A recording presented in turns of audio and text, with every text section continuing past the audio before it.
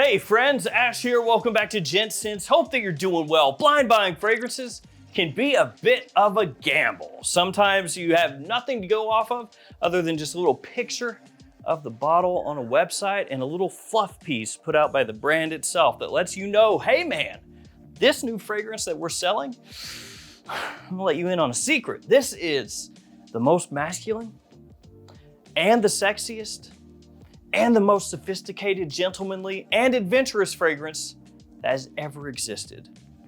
Buy it. And with that little bit of information, so many of us out there, myself included, will blind buy a fragrance, rolling the dice, hoping that when it comes in, it works for you. And some people love that, a little bit of a gambler's high. You get the fragrance in, you spray it on, it works, and you go, I knew it! I'm a genius. Let me buy a new one. Other times it comes in, you smell it, and you go, that was a great way to spend $200. Maybe I can still get some compliments with it. I hope.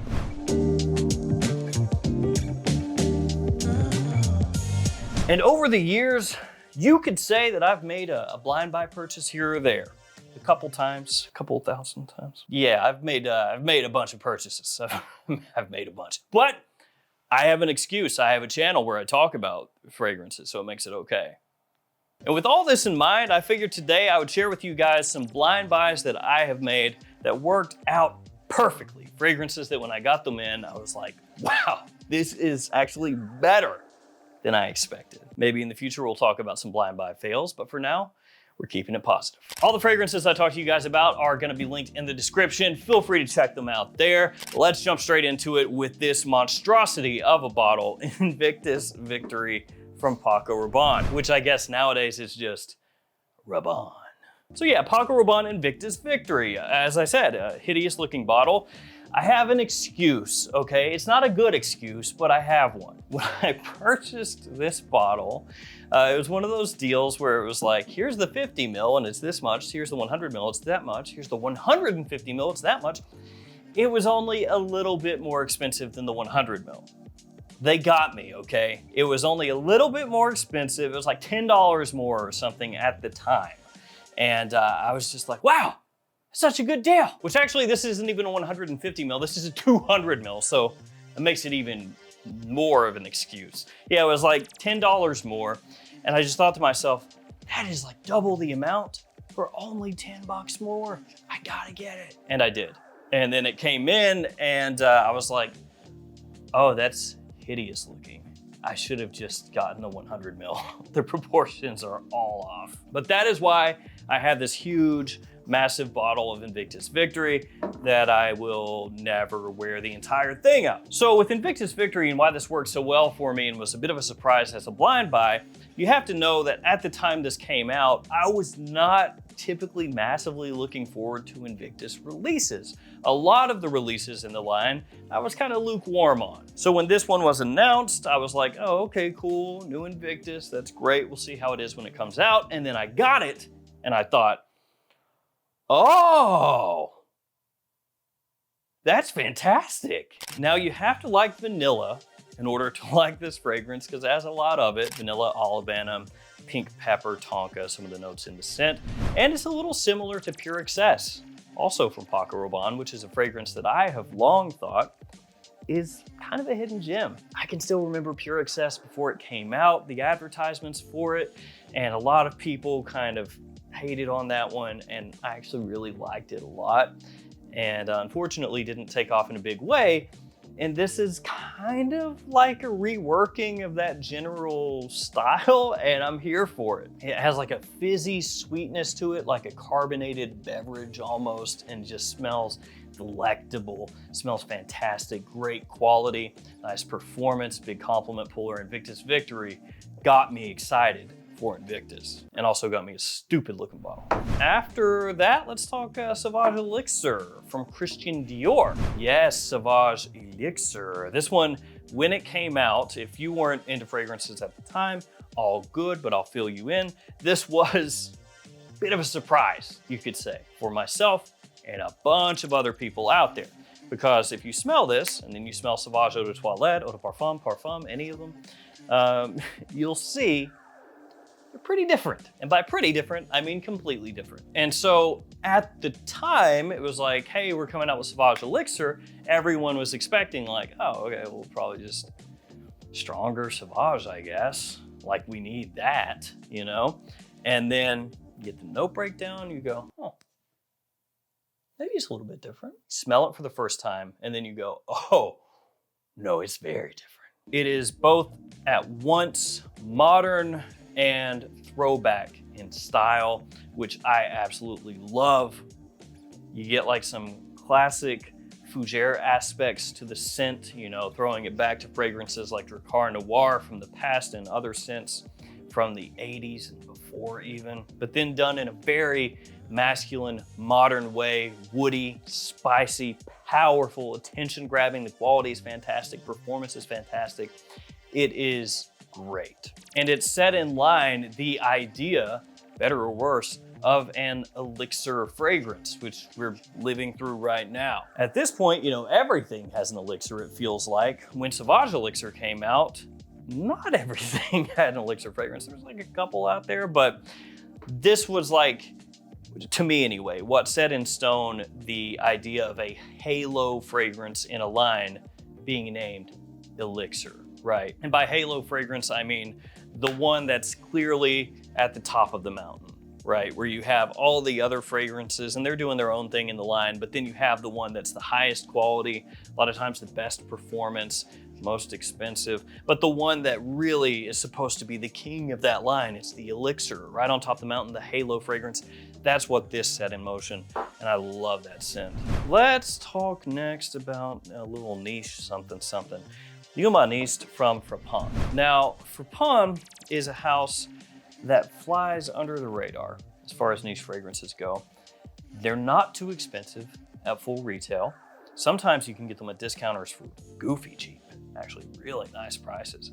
The quality is typically really good. Only issue is some of their fragrances, including this one, are not the strongest boys as far as performance goes. Their projection can be a little iffy, longevity can be a little iffy, and yeah, that can be a little problem, I guess. But if we're just talking scent profile, how they smell, they have some absolute bangers. This atomizer is trash, it always has been, but the fragrance is good. So this one right here has an opening that I have always loved. It's one of those ones that you get it in, you spray it on, and if you're like me anyway, the first time you smell it, you're just like cheesing, you know, big smile on the face where you go, oh, I like that. Yes, a little more please, thank you. So this fragrance has a concentration on citrus notes, on gin and juniper and gin really, those go hand in hand, right? Botanicals. Cardamom is in here as well, oak moss, pink pepper. It's got a number of different notes, but that opening just smells immediately arresting.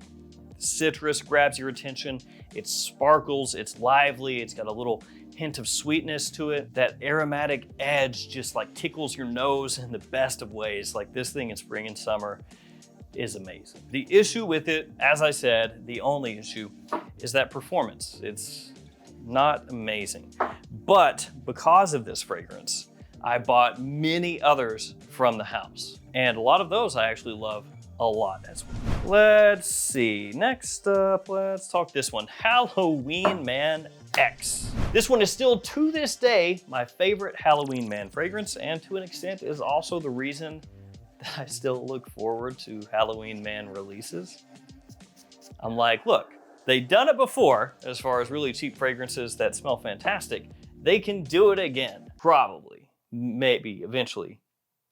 I bet. And by saying that, I'm not saying that like the new Halloween Man fragrances that have come out after this are awful or anything like that. They're not, you know, really affordable, good versatility, some of those. It's just that this one is still at the top. So I'm waiting for it to be dethroned one day and just be amazed again. So this is actually a fragrance that I got in on the cheap years ago when it first came out.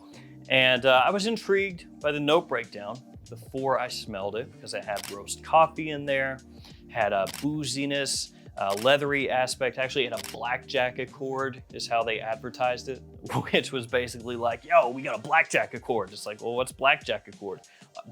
Manly stuff. Like, what do you mean? It's manly stuff, dude. It's got like whiskey and leather and roast coffee and bullets and tanks Accord because it's manly. But that's kind of how they presented it. You know, it was like, oh, the blackjack Accord. Like you're riding a motorcycle while you're drinking. Wait, no, you're riding a motorcycle to the bar where you drink the whiskey. Then you got to sober up so you drink the coffee. But it smells great. I love it. The roast coffee in there, you can pick it up immediately. The leather comes out as it dries down. A little boozy sweetness in there as well. Gives it a nice softness around the edges to an extent. Helps take some of the edge off, I should say. Got some tonka in there, some incense. It's been compared to the smell of Uomo Signature by Ferragamo, which I also like a lot. And so on the cheap, this was a great buy. Absolutely loved it. Cost very little. Quality actually pretty good for that price point, and nice performance as well. So did everything I wanted. Let's move from this one that was a cheapie that really worked well for me to another cheapie that worked really well for me, Missoni Wave. And this one is like a gem of hidden gems. And by that, I mean, it's something that's been mentioned a bunch over the years since this came out as being a hidden gem. But even amongst hidden gems, this is one of the ones considered one of the best. So a gem of hidden gems. And also, what's that? The cap is magnetic. I mean, this one is too, to be fair, but this is way more expensive. We need to normalize magnetic caps. Everybody needs to have them. So a little bit similar to Versace Pour Homme or Allure Homme Sport. Very fresh, clean, easy to wear during the summer, good compliment puller as well, inexpensive, and a bit depressing because there's Missoni Parfum, which came out before this one, smells similar to Bleu de Chanel. That one's also very good on the cheap. Missoni Wave came out afterward, and in the fragrance community, people are like, my God, this is fantastic. Big compliment puller, super versatile, nice quality, good presentation, and cheap. I'm sold. But apparently Missoni is not sold because they have not come out with anything since this one, at least in this line. And I would like them to do that. Please don't discontinue them and then never make anything like this again. That would suck. Let's go back to niche again, to Raja Parfum. Ooh. And this one is Creation E. Creation E or Enigma, depending on where you live. And this is a bottle that I got quite a while ago. I don't remember if it was before I had my channel or right around when I started it, but it's been a while. And yes, they have multiple iterations of this fragrance out there. At this point, maybe the Parfum Cologne would be the most well-known because that's the more affordable one. But when I picked this up, it was like the #1 most hyped Raja Parfum fragrance for men, I would say. It was the one that would get talked about all the time. People were like, you gotta get it, gotta get it, gotta get it. It's so good, so good, so good, so good. And I'd heard about it for a long time, but never smelled it. I mean, where I live, no world's Raja Parfum over here, man. It's one of the reasons I blind buy so much. I mean, if I want to go smell something new, it ain't happening. Like, we get stuff here, designers, no niche at all, but designers, probably like a solid month or two after it hits like all the major markets. And niche, nothing. It doesn't exist. So anyway, I had never smelled this, but I had heard about it obviously for a long time, and I was like, oh, I'm gonna bite the bullet. I'm just gonna buy a bottle, right? And I did. And when I got it in, I was just like, oh, it's worth the hype. This stuff rules. It has a ton of notes, like 52 million notes in the fragrance. And one of the main things you're gonna pick up from it is that sweet, sparkling kind of cognac warmth, very fizzy. I talked before Invictus Victory about having like this fizziness to it. This is like that times 2 or 3, like a carbonated soda in the absolute best of ways. Fantastic for fall and winter time. And that was one that I got it in and I was like, yes, it matches the hype. It is fantastic. It was worth it. I'm glad I got it. And I put a dent in it. I put a pretty good dent. Now I've got all the different versions of it and everything. And I don't know if it's lost a little luster to an extent just because there are, you know, so many different iterations and everything, but I can still think back to when I got this one, the first one, and I was just like, after that we have the Most Wanted Eau de Parfum Intense, or just the Most Wanted. Because I think at this point, if somebody says the Most Wanted Intense, they're probably referencing Eau de Toilette Intense. That's what I would guess anyway. It does get confusing sometimes with naming conventions that some of the houses use. But so with the most wanted, this marked a change, a shift a little bit in the Azzaro wanted line. So before this, you had Wanted by Night. Of course, you had the original Wanted, you had Wanted Tonic, but then they came out with the Most Wanted, which has now spawned the Most Wanted line. And at this point, the Most Wanted is more successful than Wanted. So it kind of just came out as a flanker and then said, no thanks, I'll take it from here. And I really loved Wanted by Night. Wanted is okay, you know, Wanted is all right. It's a Invictus-y sort of scent profile, but really versatile, easy to wear. Wanted Tonic, I think, kind of sucks. But the Most Wanted was like, what if we did something kind of in the style of Stronger With You, but, you know, put our own twist on it? And that's what they did, and it works exceptionally well. Fall and winter time, warm, sweet, sexy, big compliment puller, great performance. This stuff is like magic. And yes, they did come out with Wanted Eau de Parfum not too long ago, but I don't think that really hit all that well, so it wouldn't surprise me if they just go, oh, back to the Most Wanted. We'll just do that from now on. Like I said, there's the Eau de Toilette Intense version now, but we'll have to see which way Azzaro takes this from here, but this is the most successful one right now. And it is one of those ones that when you smell it, you're just like, oh, that's gonna work really, really, really, really, really well. You just know immediately. And then we got another black bottle, Luna Rosa Black, and this is one of those ones that kind of just caught me out of left field, you know, just completely surprised me when it came out. It does not smell like any of the Luna Rosa fragrances that came before it. Does not smell like any of the ones that came after it. It's definitely its own thing in that line. And it's also, I'd say, my favorite in the line as well. So right now, Luna Rosa is mainly Ocean. Luna Rosa Ocean and the different flankers in the Luna Rosa Ocean subsect of this lineup. But Luna Rosa Black, I feel, is really unique in its own way. It's a little similar to Bulgari Black, which is discontinued, Midnight in Paris, which is discontinued. Kind of like those two fragrances with a little smattering of Luna Rosa Sport in there, something like that. I think it's got a great, dark, slightly powdery sweetness to it, kind of mysterious, sexy, and elegant at the same time. Love Luna Rosa Black, love it. That is one that captured my attention right away, and years later, every time I smell it, I think I like it even more. And honestly, it walks that line of giving you something unique, but wearable at the same time. And when you smell that, it still smells fresh, new, unique. It's good. Real nice. Then we have this one, Armani Code Eau de Parfum. And I know what you're saying, but that one, that cannot be a blind buy because you already owned Armani Code Eau de Parfum. That's true.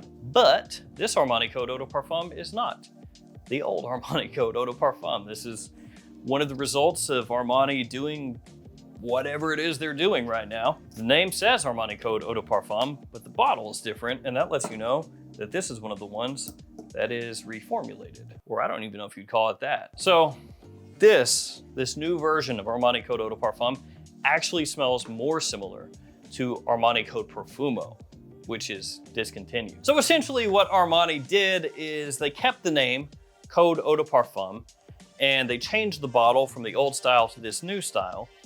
But then instead of taking the fragrance that was known as Armani Code Eau de Parfum and just changing bottles, keeping it, you know, pretty simple, because that would be simpler. Somebody comes into the store and they're like, oh, I want Armani Code Eau de Parfum. You could go, oh, yeah. They changed the bottle, it was the same fragrance. Here you go. They said, no, heck with that. What they did is they discontinued Armani Code Eau de Parfum, the fragrance that was in the older bottle style. And they said, let's take Armani Code Profumo, kind of like tweak it a little, and just re-release that as Armani Code Eau de Parfum. That's what they've done, which is gonna be interesting for some people who don't know that's what they've done. And they end up buying this, expecting it to be the old fragrance, and then it's actually not that old fragrance, but it smells similar to an older fragrance that was discontinued that they now tweaked a little and put in here. But I like it. So yeah, Armani Code Eau de Parfum, similar to Profumo, but in a different bottle style. And when I bought this, I had heard some rumblings, some grumblings that maybe this was going to be different. different note breakdown and stuff like that. And so I went ahead and blind bought it.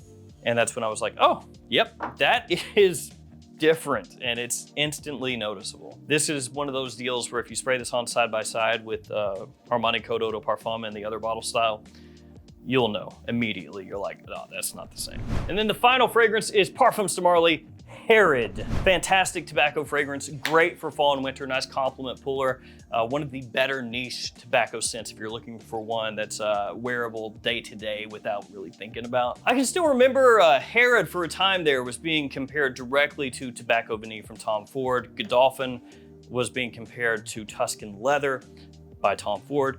And I remember getting this in and thinking it's kind of in the style or family of Tobacco Vanille, but then they do things differently enough that, you know, they're not the exact same.